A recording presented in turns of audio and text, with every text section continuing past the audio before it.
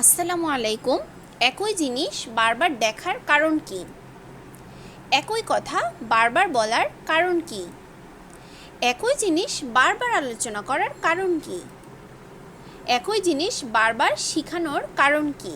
আজকে লিসনে এই টাইপের বাক্যগুলোই আমরা ইংলিশে কিভাবে বলবো সেটাই শিখব, যে একই জিনিস বারবার করার কারণ কি। মানে আমরা যেটা অহরহ কিন্তু প্রায় সময় এগুলো বলে থাকি, কিন্তু সেটা আমরা ইংলিশে কিভাবে বলবো সেটাই আজকে আমরা দেখব।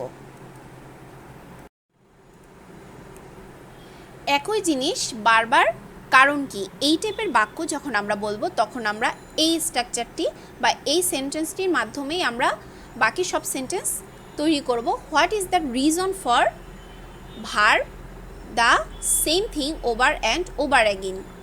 তো এখানে পুরো স্ট্রাকচারটি সেম থাকবে, জাস্ট শুধু ভার্বের সাথে আইএনজি যোগ হবে। মানে আমরা বাক্য যখন কথাগুলো চেঞ্জ করব তখন শুধু ভার্বটা চেঞ্জ করব।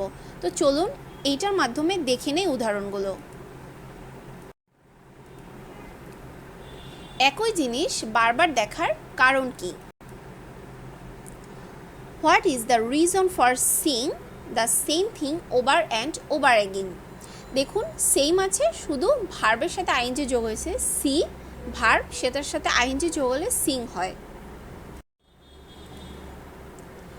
একই কথা বারবার বলার কারণ কি? What is the reason for saying the same thing over and over again. একই জিনিস বারবার লেখার কারণ কি? What is the reason for writing the same thing over and over again. এই বাক্যগুলো আমরা প্রায় সময় অনেককে কোশ্চেনমূলক হিসাবে জিজ্ঞাসা করে থাকি। একই জিনিস বারবার শেখানোর কারণ কি? What is the reason for teaching the same thing over and over again.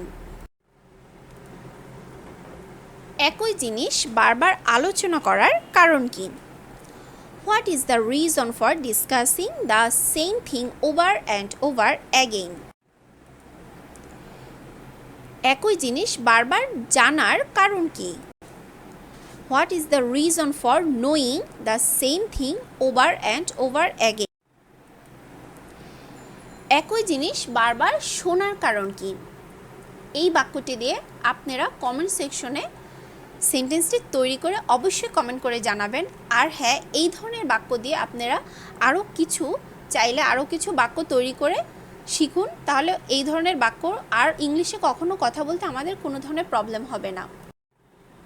যদি ভিডিওটি ভালো লেগে থাকে তাহলে অবশ্যই লাইক করবেন, শেয়ার করবেন বরাবরের মতো। যদি চ্যানেলে নতুন হয়ে থাকেন তাহলে অবশ্যই সাবস্ক্রাইব করবেন। আল্লাহ হাফেজ, আসসালামু আলাইকুম। দেখা হবে নেক্সট ভিডিওতে।